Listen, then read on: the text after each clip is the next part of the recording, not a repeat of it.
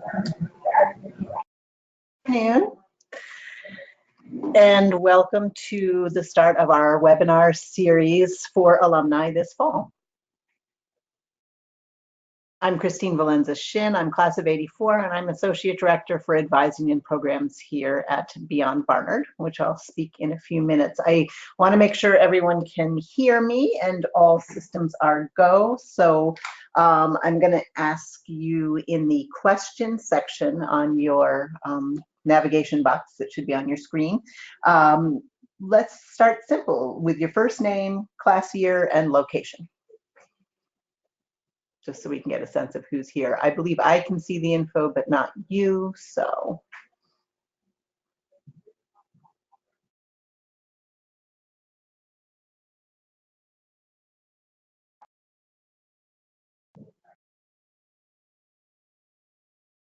Excellent. Sounds like at least some of you can hear me. As new people come in, we're just doing a quick intro of first name, class year, and your location.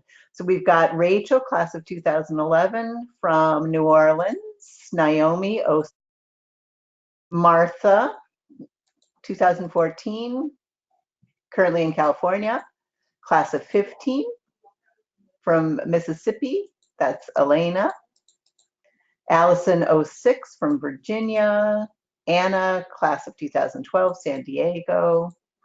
Excellent. Okay, good. So we've got a variety of class years. We have a variety of locations. Let me welcome you officially to our webinar series. It's the first of several Wednesdays we'll spend together. People can come in every week or just drop in for most interest. Overall, we're looking soup to nuts of at the job search process, and we're starting review entitled Planning Your Successful Job Search. I'm Christine Valenza Shin, class of '84. As I mentioned, I'm Associate Director of Advising Programs and the Alumni Advising Lead here at Beyond Barnard. Barnard might be a new term to you. It is a rebranded initiative of President Bylock, under which we are combining career development, student employment, graduate school, and fellowship advising, all under one.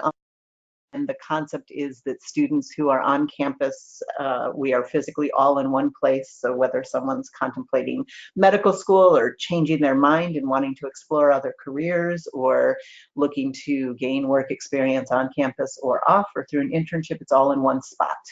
And for alumni, what it means is a continuation of the services we've always offered, as well as programs where you can give back and connect to students back on campus. And overall, it's new leadership, new branding, new energy. Our two associate deans who are leading the initiative are AJ Ehrenstein and Nikki Youngblood-Giles. And so on behalf of everybody here in our but new program, welcome. So today we are going to give an overview of the job search process. And some of the things we're going to look at are, a few housekeeping things before I go to that. You're all muted, so if you need to communicate with through the question box in your organization, you should have a little box, webinar box, as well as being able to see the PowerPoint. The webinar is being recorded, and I will send you a link to that later, and then later it will be archived on our site, and I'll send that information out as well. And I will also email you a copy of the PowerPoint. So if you are taking notes, you don't need to scramble to write down every bullet point, but just any additional info or questions that you have as we go through. So let me just quickly see who else is here. Okay. And then let's just do one more, just for my information while we get started. Just a quick one-word answer. Are you currently employed, underemployed, or unemployed? Just want to get a sense of where people are in their search as I talk about job search in general. So let's go ahead and get started on the content. So today we're going to look at the following steps in the job search, starting with exploring options and clarifying goals, and then looking at what we call a job search toolbox. What do you need to have ready before you launch your comprehensive job search? How do you keep track? And how do you keep perspective and make it manageable? Because it's not an easy thing to do, as most of you can attest to, either if you're in your first job search or you've gone through job searches before. So let's start with, oh, just to go back to this last slide for a moment, I just want to, we're going to focus mostly on the, not a whole bunch on the first bullet point, and more on the following four. So let's talk a little, though, about exploring options and clarifying goals. The key thing here is that every job search, voluntary or not, is an opportunity to step back and assess what you want to do next. So whether you are searching for a job because layoffs are imminent, or you're really miserable, or you are fairly happy where you're at, but you're still ready for a change, whatever your reason for looking for a job, you do want to take a moment before you jump in, or if you already have jumped in, take a pause and think about what is it you really want to do next? What do you want to get out of your next opportunity? And again, this applies whether you're staying within the same field or thinking of making a shift or a change. You want to take that moment to pause and reflect. And you know, there's a process which we can help you through here at Beyond Barnard, or other career advisors can do this as well. And generally it starts with looking at yourself, which can be simply asking yourself or having someone ask you a series of questions that you can answer or write answers to. There are formal assessment tools, which some of you may have used before or not.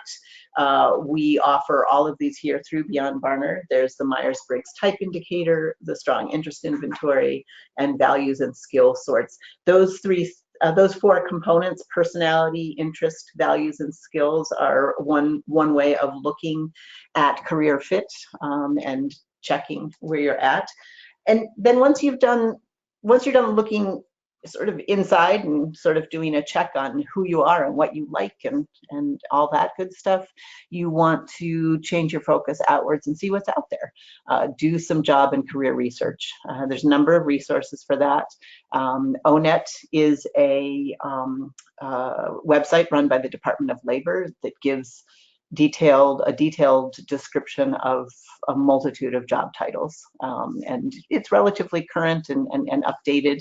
And if you type in a job title that's no longer, that it doesn't recognize, or that's no longer apropos, they always give a list of related job titles as well. So it can be a really good resource for just exploring. And there's a companion website.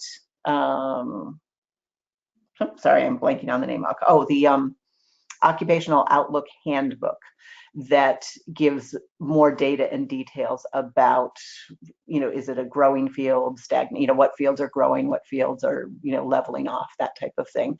I included a New York example. Not all of you are in New York. Many of you aren't, but most states have their own version under their employment resources. So this, in New York, it's careerzone.newyork.gov.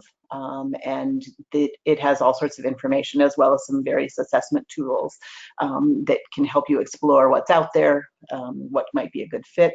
And then job sites in general, even if you're not ready to start actively applying to jobs, or even if you are, but you're sort of have been heading down one track and you want to consider some other options, is approaching them in an exploratory way, typing in different titles, different factors, locations, just to get a sense of what's out there, can be really helpful. And once you've done this exploration, looking at yourself as well as looking outward, you want to move towards setting goals and defining what it is you're looking for. And you know, one way of thinking about that, and we'll talk about this more in a minute, is in a 30-second pitch or some sort of opening statement in an interview that conveys what you're looking for. And the process of sort of working on that pitch or writing out potential answers, or you know, a cover letter or a summary, all of some of those job-related activities should help clarify and help you tell that story of what it is you're looking for next. Just going to take a quick look and make sure. Okay. Good. We seem to have a mix of people who are currently employed but looking for their next opportunity, as well as some people who are unemployed and underemployed. We've got one person who's freelancing, looking for full-time employment. So a variety of situations. I'll try and, talk about things in general that apply to all job seekers, and then sort of customize the advice depending on your situation. All right, so let's then look at the job search toolbox. What's in it? What do you need to have ready? Or what should you circle back and get ready if you are already in the middle of things in order to have a successful job search? You certainly need an updated resume and LinkedIn profile, and cover letters. You don't need to write them all in advance, but it's helpful to have a couple of drafts for different types of jobs as you head into it. Although I personally feel like it's easier to just bite the bullet and write the cover letter when you've got a job description ahead of you. But certainly if you have old cover letters or models or templates, pull them up, pull them together. All three of these topics, each of these topics in the first two bullets are going to get their own webinar, so I'm not going to delve into them a lot today. But in 2 weeks, we'll be looking at resumes, followed by cover letters, followed by updating your LinkedIn profile. So, and if any of you are in the throes of a job search and can't wait 2 or 3 weeks for us to get to that topic, I'll mention a few times and give you information at the end about reaching out to the office to set up an appointment with myself or one of the other advisors, and we can skip ahead, as it were, to look at some of these topics sooner than this series will cover them. You also need some sort of 30-second networking pitch that's often called an elevator pitch or an introduction. We'll get into this in a little bit more depth, but it's helpful not just in terms of having it in networking situations and interview situations, but as I said before, it's a way of clarifying for yourself in an engaging way what it is that you're looking for. I'll talk a little bit about professional references, which you should have lined up before you start applying for jobs. And certainly if you're in the middle of it and haven't done that yet, you need to stop and think about that. And then we'll talk a little bit about a support network who can help you with all this, because it's, as we mentioned at the top, it's not an easy thing to do to find a job. I mean, sometimes it's easy, sometimes things fall in our laps, but not usually. So let's talk a little bit about this 30-second or elevator pitch. All right. The idea, what you're trying to do with this is to answer these 3 questions. Who are you? What do you do? What are you looking for? And there can be a couple different versions of this. It can be the sort of classic opener at a network event, or the thing you have on hand in informal networking. The elevator pitch name comes from the concept of you're in an elevator riding up with your boss. You've got 30, or with somebody in the building you'd like to work for, and you have 30 seconds, the length of the elevator ride, to make your pitch. Could be a sales pitch, could be a networking type of thing, but that's where the name comes from. But the concept is that in the course of a day you may run into people, could be a social situation, could be professional, and they're saying, what do you do, or what's going on in your life? And it's an opportunity to be able to say in a concise, compelling way what it is you're looking for. It also could be a longer version of this. It could be helpful answer to an initial interview question. Tell us about yourself, walk us through your resume, what brings you here, why do you want this job, why us, those sort of classic opening interview questions. Some version of this could be used for that. So here's an example of a short version. Okay, give you a second to look at that.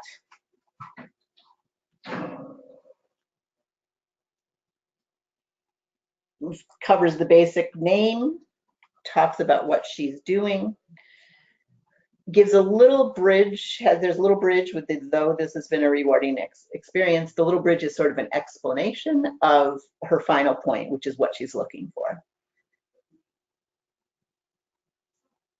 And one thing I think I pointed out in a later slide, but one thing to take a little pressure off of this 30-second pitch is this almost always comes about in conversation. So it's not like you have to have this perfectly memorized, scripted answer to somebody, running into you at an event and saying, hi, and introducing. You don't have to launch right into it. It often arises naturally from a, just conversational part. So again, you don't necessarily have to deliver this all in one rush. It may be information that you convey over a course of questions and answers.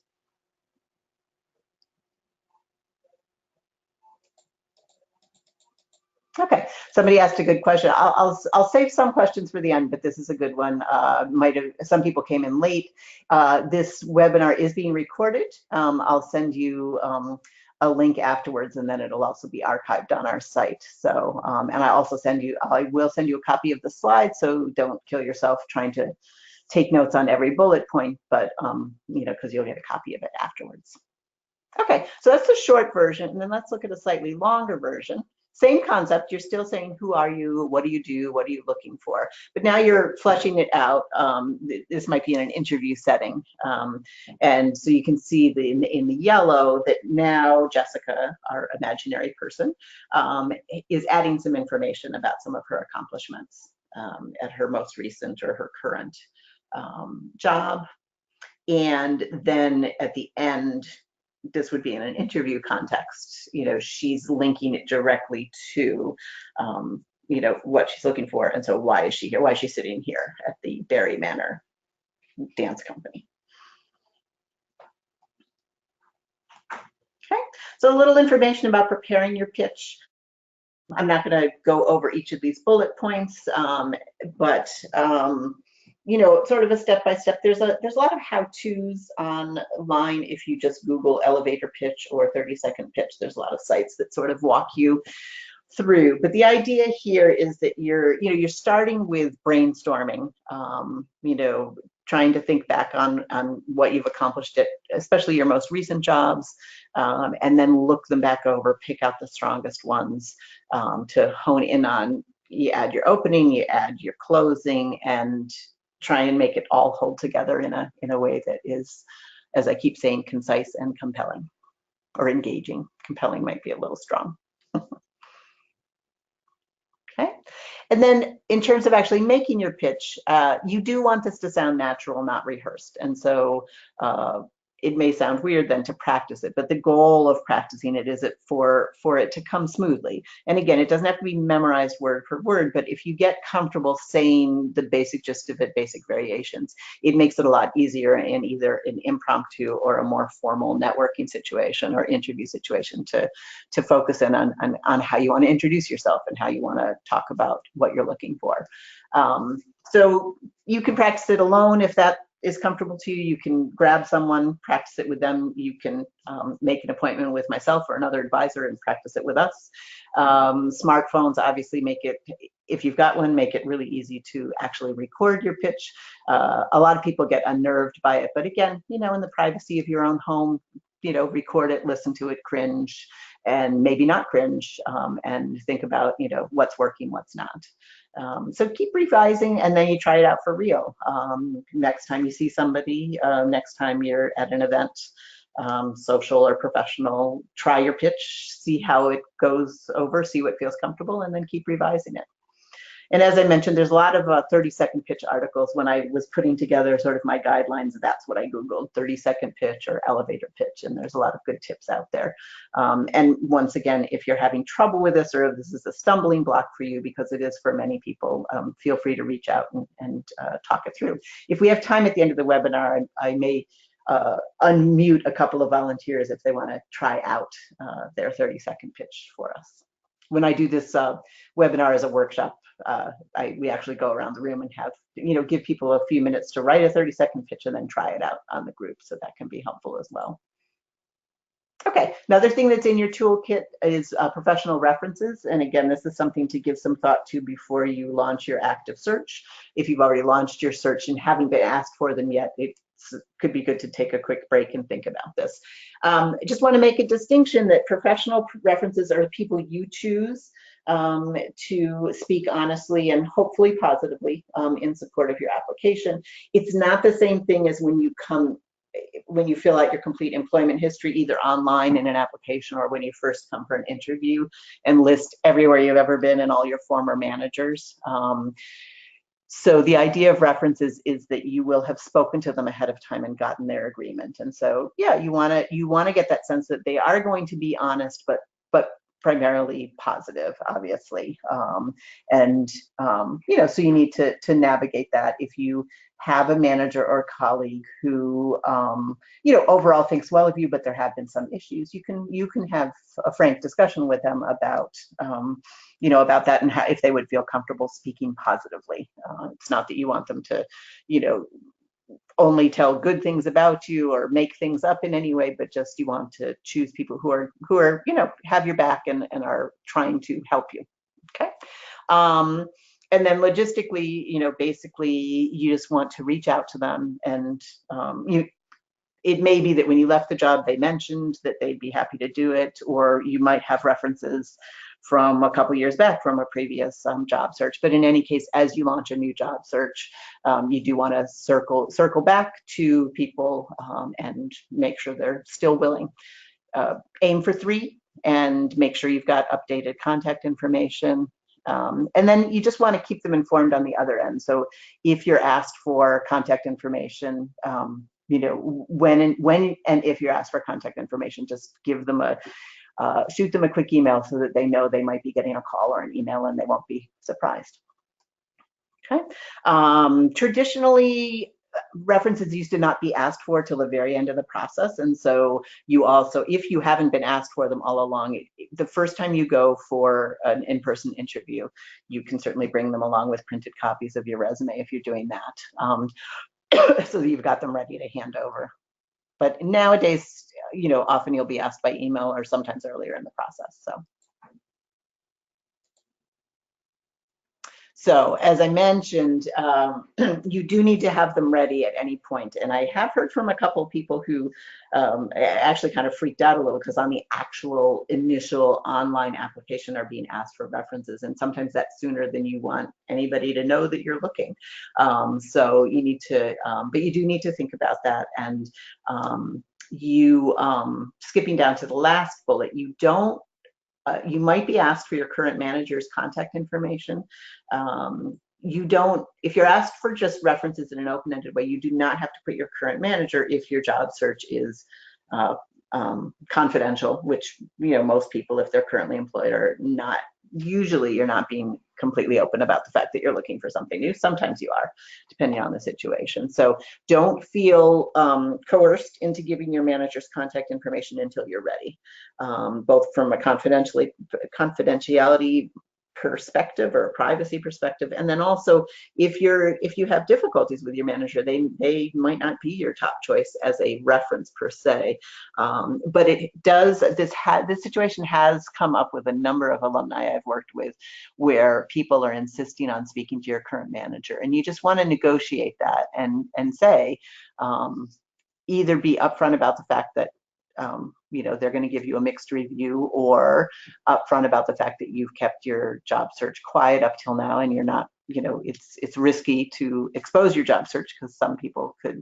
then dismiss you even if you don't have a guaranteed job yet. So there's definitely ways of negotiating that, and I've had a number of alumni successfully say some version of what's down at the bottom, which is, I'm not comfortable having you speak with my current manager until you've made me a provisional offer. So basically it's, are you offering me the job?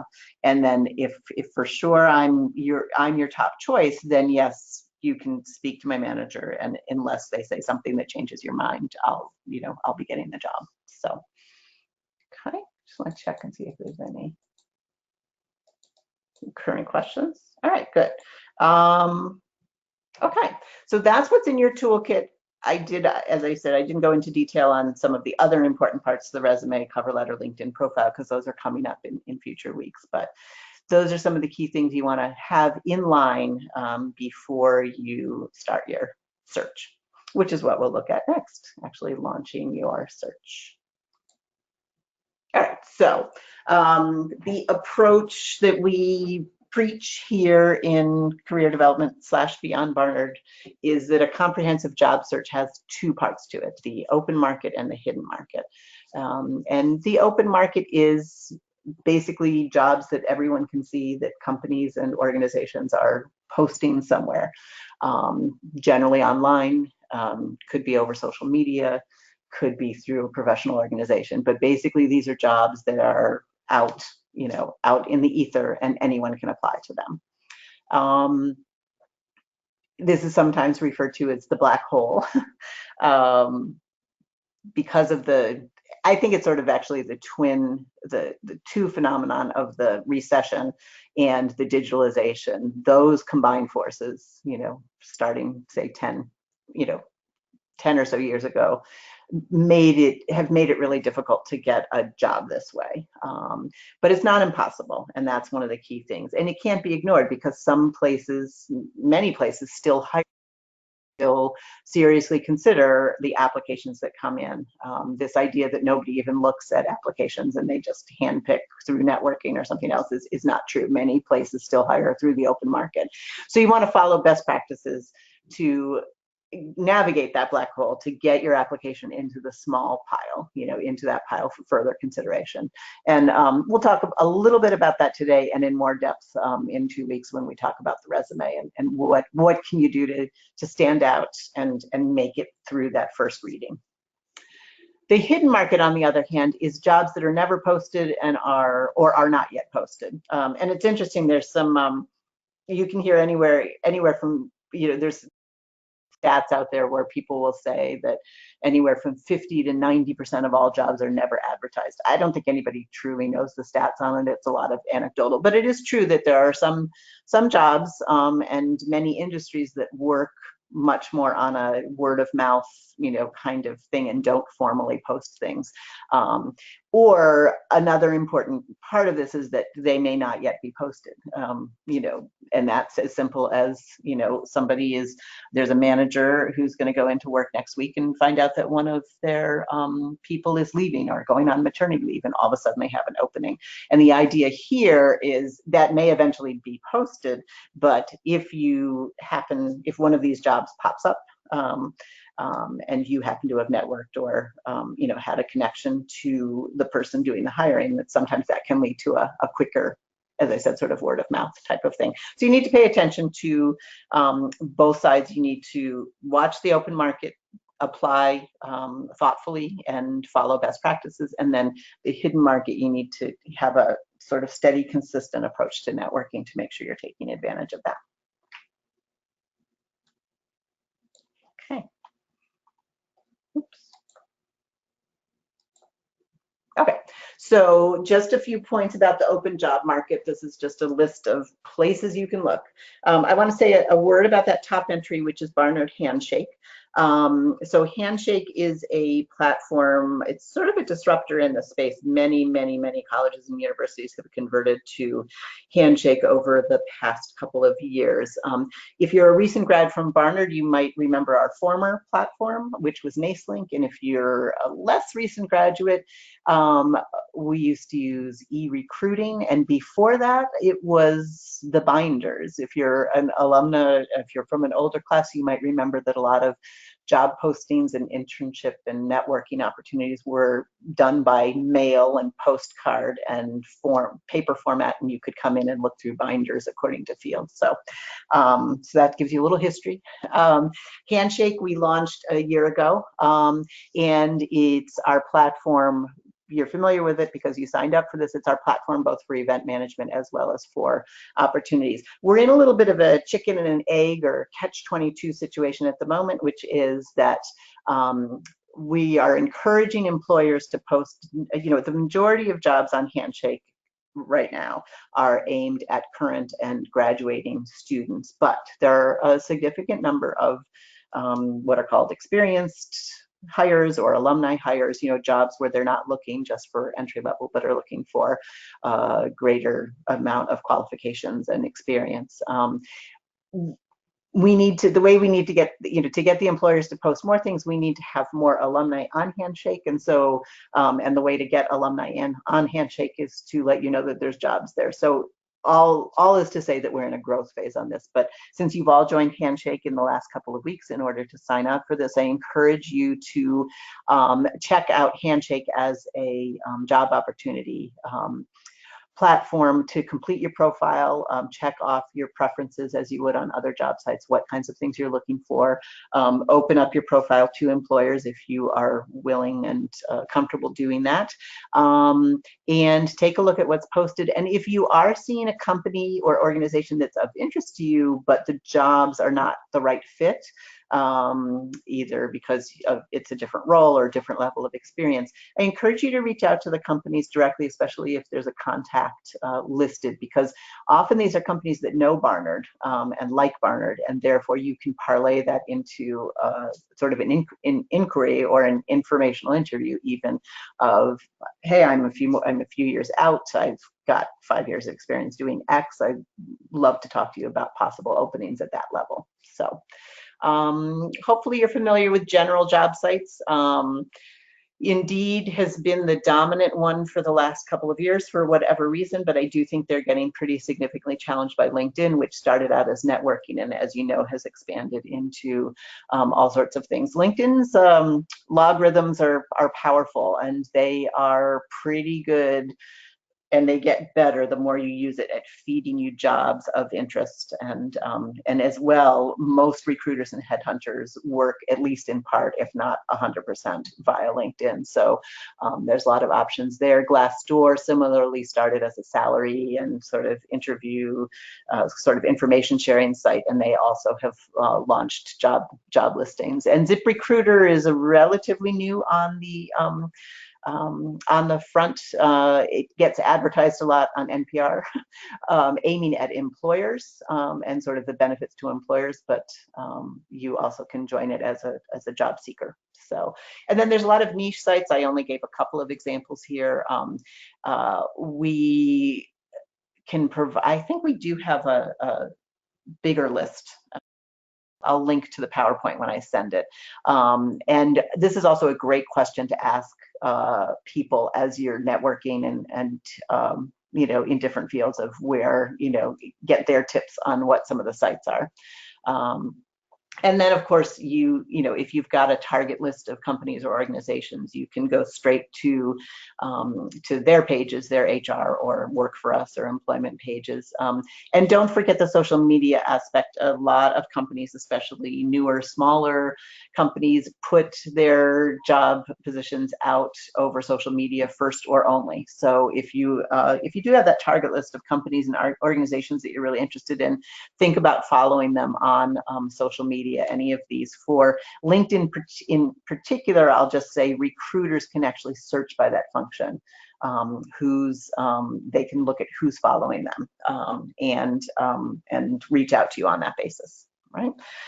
There's also professional associations and conferences, job fairs, trade journals. Listservs are sort of old school, but in some industries, they're still quite active.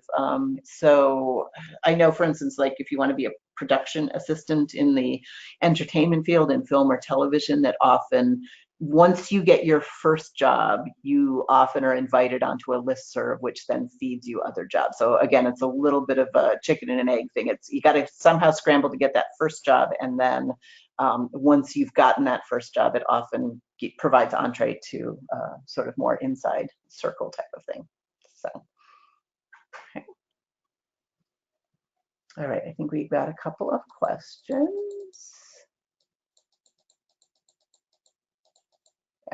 Okay. When you ask for, get a referral from someone for a job application, do they still need to be listed on a reference list? I think so. If they're, you know, it depends on, I mean, if it's just somebody who you know who passed on, oh, I see. So someone referred you for the job. That's an interesting question. Do they still need to be listed on a reference list? Not necessarily, but you might want to remind them either verbally or in an email where you share your references, that you just might want to refresh the memory of the hiring manager that this person did refer you. And so they could also check in with them. Do you recommend posting your resume on LinkedIn and Indeed? Pros and cons. That's an interesting question. I don't think you need to, on LinkedIn, I mean, generally speaking, I don't think the uploading the resume feature gains you that much. The trick with LinkedIn is they keep changing their options, and I haven't looked at that the mechanics of that in a while. But generally, if you filled in the experience section of LinkedIn, cut and pasted your resume, maybe tweaked it a little bit, that's sufficient. Indeed, I don't know, I hear mixed things, but I do think that the ZipRecruiter model, where an employer submits a job description and then ZipRecruiter searches for resumes, it's possible that they are searching other sources than their own. Let me do a little follow-up on that. And when we do the resume webinar in a couple of weeks, I will answer that question more specifically. And then if you're not planning or able to be in that session, shoot me an email and remind me of your questions so that I can get back to you with a little bit more detail. Is it possible to set up an appointment for resume cover letter? Yes. Somebody's asking if they can have an appointment if you live outside of New York. Yeah, I do probably 50%, if not more, of my appointments by phone or Skype. And all of our counselors, all of our advisors here are set up to do that. So absolutely, you do not have to come in person. And even many of the people who live in New York don't come in person because it's too hard to get here, or they're, fitting us in on lunch hour. So, okay. All right, I'm going to leave you to look at this slide for 1 sec because I can't see my clock. I want to make sure I'm managing my time well. Hold on 1 sec.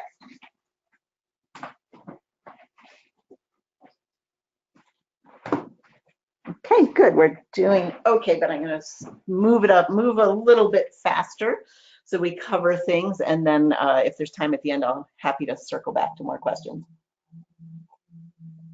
So there's a couple things you can do to strengthen your application on the open market.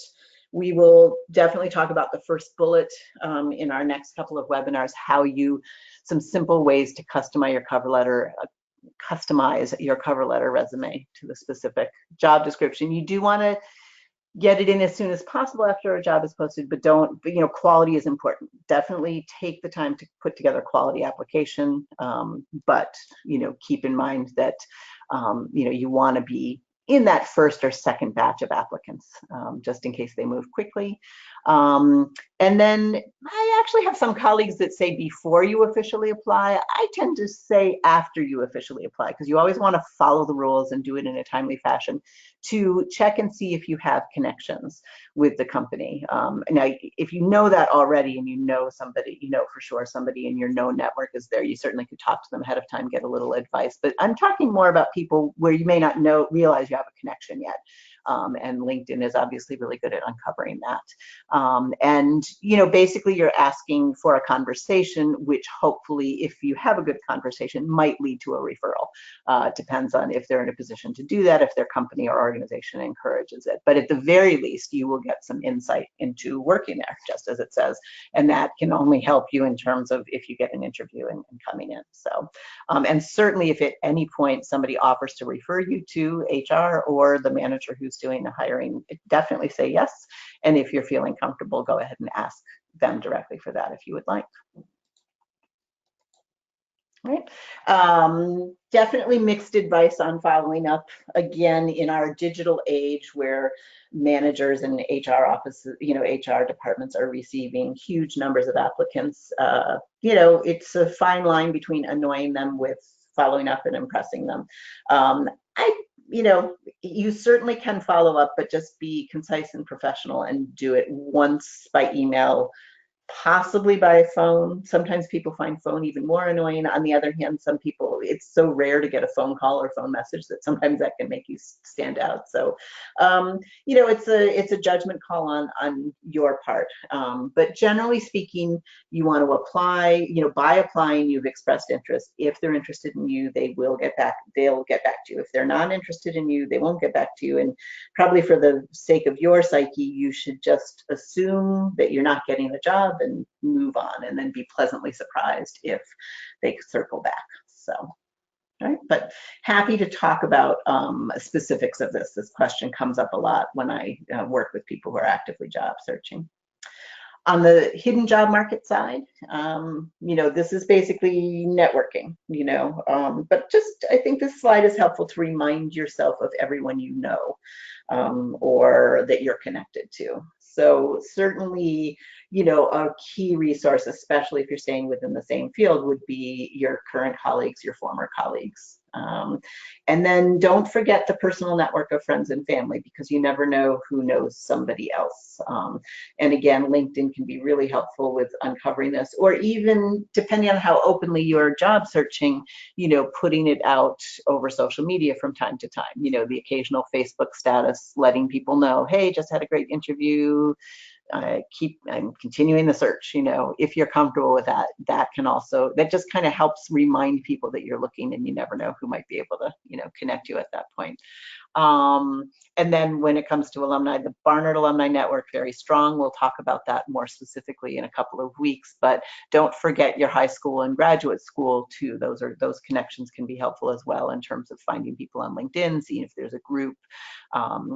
There is a Barnard Alumni Network. LinkedIn is still your best bet for finding Barnard alumni, and we'll go over some search techniques in a few weeks when we do our networking session. But there is a Barnard Alumni Network where you can join and access the database that Alumni Relations has of you know, alumni names and contact info and professional information, only what's been shared, you know, by alumni. You have to opt in to having your information shared. So, but we'll talk about that more. And then just a reminder that your LinkedIn network, it's not just your contacts, but it's your contacts. So your contacts, it's like friends on Facebook, it's first degree. Second degree is everybody that they know. And so when you think of it in that context, that's very important. LinkedIn allows you to send connection requests, and once you are connected, to communicate. So it's important to remember that. Okay. And then some info about reaching out to new contacts. Again, I'm not going to go over every point, and I am going to send you the PowerPoint once we're done with the session today. So, but I think the most important thing here is that you're asking for something concrete, which most often will be an informational conversation or meeting, or an informational interview if you want to ask formally, or it could be advice, especially if it's someone you have talked to before, advice about something specific. You don't reach out, the first contact is never asking for a job or job lead. That you make that ask based on how things go at in the first conversation or exchange. Okay. And then I often say for sort of very like high quality or high, I guess high value. If it's a very high value contact, I had an alumna sometime in the last year who found, you know, she discovered that there was an alumna like working at her dream organization and also in a hiring capacity. I don't think she was in HR per se, but she was like in the department that was hiring for the job she was looking at. So that's a high value contact. You don't necessarily want to waste a LinkedIn outreach on that, because so many of those get ignored. So in that case, or in other cases, you can get an introduction from someone you know in common, right? And then you follow up in the same way. Once you're actually connected with the person you want to be in contact with, you follow up in the same way. Not everyone agrees with this piece of advice, but my argument for not attaching your resume to the first correspondence is that if you do that, often they won't even look at it. But if they do look at it, it kind of gives them the opportunity to meet you only on paper and to sort of say no. And my whole thing about networking is don't make it easy for someone to say no. It doesn't mean, I'm not talking about being aggressive or annoying, but just you want to sort of deal from the positive. And so by asking for a conversation, then you have an opportunity to meet the person over the phone or face to face and be your whole you, and not just you on a piece of paper that they're going to make a quick assessment of. So that's my argument for not attaching a resume, but absolutely have it ready, because some people will say, sure, happy to talk, send me your resume, and then you can send it at that point. So, okay. Some more information about networking meetings. Oops. Sorry, I had the cut and paste area there, a duplicate slide. Ideally, the goal of a networking meeting is to come away with a job lead, especially when you're actively job looking. But short of that, you can gain valuable information about titles and salaries, and that can be really helpful. And at the very least, hopefully, you've got another person to talk to or another company. So, go for the gold, but also this additional information can be helpful. Okay, so let's get down to some logistics as we finish up the last few points. Tracking your progress. All right, you definitely, when you're in the thick of a job search, and if you're applying to a lot of things, especially, or even if you're just steadily applying to a few things, you need to have a way of keeping track. So my organizational nuts out there love you, and if you love if you're into color coding and spreadsheets and calendars and you're a super organized person, this is great. Job search is a great opportunity to take advantage of those skills and mindset. But if you're not one of those hyper organized people, you do still need to have a system. So you don't have to create the spreadsheets and the calendars and the lists if those don't work for you, but do think about having a single notebook or journal that you keep all your information in, or if even that's too much organization for you, have a file box or a folder or a drawer that you can put everything in so that you can access it. You just don't want to hamper your job search by, you get a message from somebody and you're running around trying to find the email or find the information that you sent. So do what you can to organize yourself within your sort of own organizational system. Emphasis on sample. This is just one way of thinking about it. Don't be freaked out over this. Or for some of you, you may have even a much more complex system than this, whatever is working for you. But the idea is it is helpful to set some structure for yourself. So if you've decided to, spend a little time each day searching for a job, this is one way you could divide it. Finding and applying to jobs, that's the open market. That's really helpful. LinkedIn is both the open market and the hidden market. And it really should be equal time. You shouldn't just be spending time on job boards and the open market. You should definitely be approaching networking steadily and routinely. And these are just some examples of things you can do. Just wanted to highlight that last bullet: like or comment on posts on your homepage.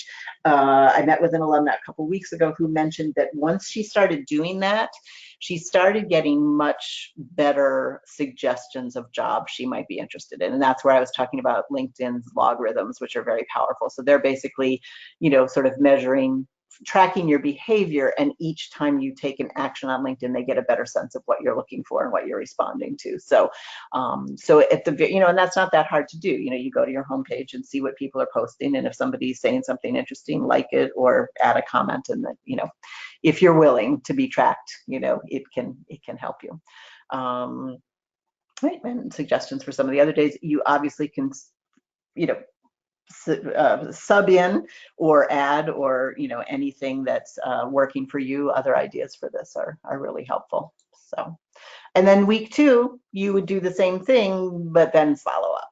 All right, so you want 5 new jobs, and it doesn't have to be 5. I'm not a huge advocate of meeting a quota, but and it kind of depends on how much you're seeing, but set a number, set a target number, and then see if you're getting above or below it. That can be a helpful way of tracking.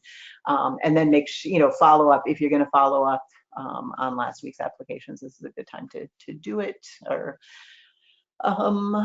let's see, same LinkedIn checklist, some of the same things. Okay, so that's some of the mechanics.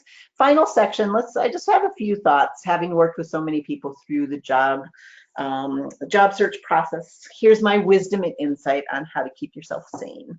Okay,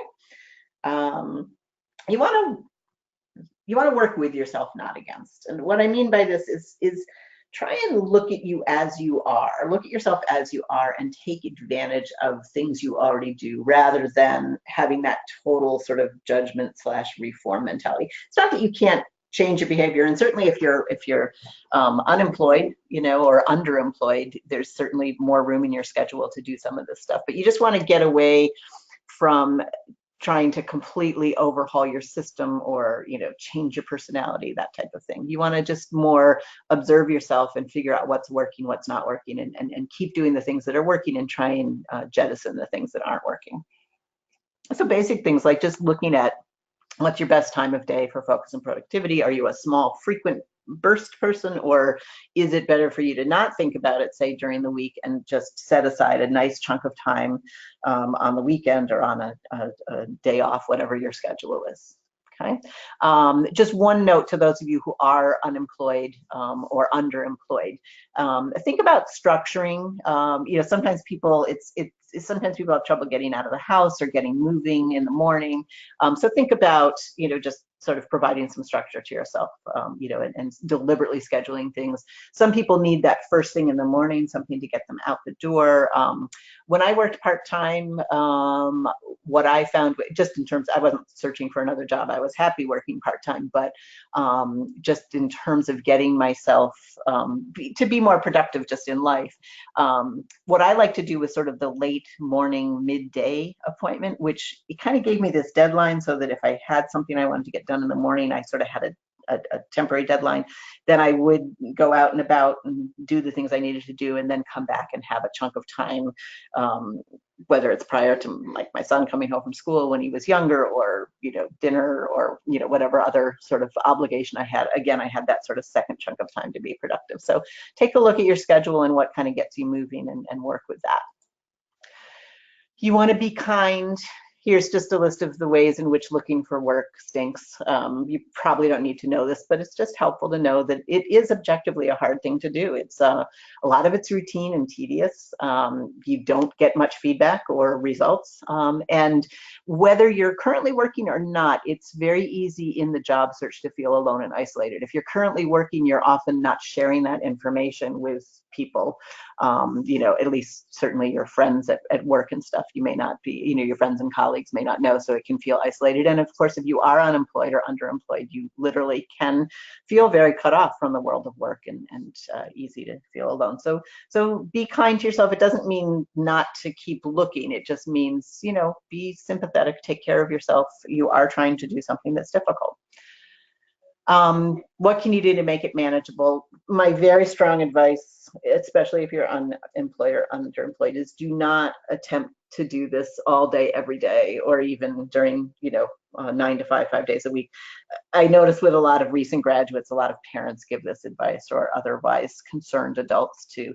You should be doing this every day. And I'm here to say, don't do it every day. You certainly want to devote time to it, you want to devote routine to it, but you need to balance it with other things, which incidentally will help you with networking, and also will help just keep you'll just be a better candidate if you've got other things going on besides looking for jobs. So could be volunteer work, all of these things that are on the list. I often tell the story of one of my classmates who spent the early part of her career in journalism, and she just ended up being unemployed a fair amount because she would sign on for a 6-month stint. I think she was covering the Olympics one time. She took a 1-year internship with CNN. So she just very often in those early years found herself without a job. And the first thing she would do when a job ended was go re-sign up at the gym. And it was just the way she sort of, it was kind of like a mini celebration of, I'm not working 24 hours a day writing copy, and I have time to exercise. And it also was just a way of sort of, reestablishing balance in her life. So think about what you can bring back into your life that might have suffered from working too hard, and keep things in balance. Okay, I gotta hurry up and finish so we have a little bit more time. If you are employed, but looking at that's very challenging as well. It's very hard to work full time and be doing a decent job at work, or dealing with whatever it is you're dealing with at work that might be driving you to find a new job. It's hard. It's hard to, on top of that, add job seeking. But so the key thing here is routine. There's not a minimum number of minutes or hours a day or week that you have to spend on this, but you do want to be routinely giving yourself some time. So again, watch your natural patterns. Where can you find a little bit of time in your day? Is it getting up a little earlier in the morning? Is it tricking yourself into doing 20 minutes of job seeking in between dinner and sitting down and watching Netflix for the rest of the evening? What can you do? Or again, is it setting aside some time on the weekends, a larger chunk? You want to stay positive, all right? Your support network that I talked about earlier, you want to choose that support network carefully. You want people who are honest, all right? You don't want people lying to you and just saying sort of, puffing you up with like, oh, hang in there and it'll be fine and you're great. That's nice to hear, but you need people who can be honest with you as well and give you a little of that tough love. But try and avoid the super negative people, and do try and select those friends and family members who tend to be constructive and upbeat and have practical suggestions, as well as other things. Generally speaking, the job market is certainly much better than it has been. It's sort of been slow but steady growth, but we're still living through a time where the world of work is changing. So many fields are changing rapidly or are experiencing contraction. So I wouldn't say it's an easy job market. It's still pretty challenging.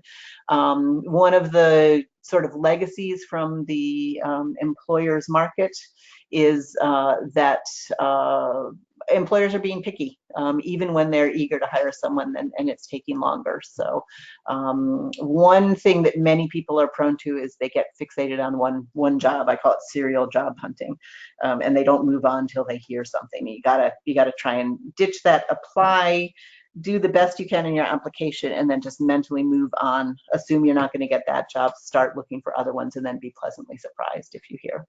And this little mindset change, I use this: who gets to have my skills and experience next, instead of who can I get to hire me. It's just an internal shift in your thinking that can help you approach, especially interviews, a lot more positively and confidently. Okay. You do want to be realistic, though. I want you to be positive and confident and all that good stuff. But if you're consistently not getting interviews, or you're interviewing and you're not getting offers, then you need to reassess. And that is a great time to check in with me or another advisor to, brainstorm some new strategies, approaches, resources to try. We'll keep working with you till you find something. Just letting you know what's coming next. There's no webinar next week because it's Yom Kippur, and then we go 1, 2, 3, 4, 5, 6, 7 Wednesdays in a row on these topics. Again, you can take them all, or you can jump in and out. And again, if you, for instance, have an interview coming up and you can't wait 5 weeks until we talk about interviewing, then please reach out to make an advising appointment. You can do that via handshake, or you can call the office directly. Right? Just don't email me. That's the least efficient way of making an appointment, because usually what that email leads to is me telling you to call the office or go to handshake. But even if we try and do that, back and forth takes forever. So go to handshake, make it online, or call the office. One caveat: if you have something time sensitive, and that would really only be 2 things. It would be an interview coming up very soon, or like within 48 hours, or you just got a job offer and you want some advice on negotiating salary. If you do have a truly time sensitive thing, you could shoot me an email and I can fit in a quick phone call in a way that the handshake system won't be able to do, and even the people at the front desk won't be able to do, because they're not allowed to mess around with my schedule the way I can. So, okay, so those would be the exceptions. And thank you. And questions, I didn't leave a lot of time for questions, but I'm happy to take some. And then if you didn't get your question answered, feel free to email me your question, and we can go from there. Okay, is it possible to set up? Yes, remotely. I answered that one. Okay. Are there any career fairs at Barnard Columbia open? Not that I know. There aren't at Barnard. Having an alumni career fair is something we have talked about from time to time, but it's a little daunting given the great variety of fields and experiences. So at the moment, no. Columbia, I'm not sure. You might want to go to their career services website. Yeah, I'll add that information to the email I send you with the PowerPoint and with the link to the recording. You can check, and I'd say some of the professional schools might have career fairs, and I'm not positive that would only be open to those professional or graduate school alumni, or if they would be open to Barnard. How do you follow up if you applied on a general HR site and there wasn't a specific contact given? You can just email sort of HR at so-and-so, or if you can find a directory of the people who work there. Some people will look on LinkedIn, so for instance, if a job description says that you'll be reporting to the VP of communications, you could look up who that is on LinkedIn. It's always a little tricky there because people don't necessarily update their LinkedIn, but yeah, but you can do a little bit of detective work. It's hard though. Companies and organizations, they make it a lot harder to sort of find who works there. So generally speaking, if you could email, you could email somebody within HR, if you can figure that out, or if there's a generic, HR at barnard.edu or whatever. So, okay. But again, there's mixed feelings about following up, so I wouldn't spend too much time. Your time is better spent moving on to the next job, and doing a really good job applying, putting together your application for that one. Okay, well, thank you all for joining us. I hope to, quote unquote, see you virtually at one of our further sessions, or again, if you follow up, I'd be happy to, we'll be happy to meet you as well. So until next time, take good care. Good luck with your job search. Oops, I got one more question. Let me see. Appreciate if you can give an example of a 30-second pitch for someone who is not working. Thank you. I'm not going to be good at this off the top of my head, but certainly the emphasis there would be on what you used to do, like what's your, if you're not currently working, what's your most recent, work history, and then what you're looking for. And if those are two very different things, that's a little trickier, and that's something we can work on. But the gap, if you've been out for a while, and you're sort of talking about how do you explain the gap, it's definitely easier for me to work with you on that one-on-one, so that I know, so I need to know your story so I can help you sort of condense your story. But one phrase that's really helpful is, that I've used in a lot of contexts, is I had the opportunity to blank. So for instance, recent grads who took the summer after graduation to travel, or to do an internship, or to work in the family business, or to chill out at home. I had the opportunity to travel. I had the opportunity to spend some time with family over the summer, and I took it, and then pivot immediately to, and now I'm ready, excited to start my first job, or to start my next job. So you want to sort of give a positive explanation of why you decided to take the gap, or what led to the gap, and then pivot quickly to what you're hoping comes next. Okay. Excellent. All right, I'm going to end things there. Feel free, if you're still around and you have a question, to email it to me directly, and see you next time. Thanks, everybody.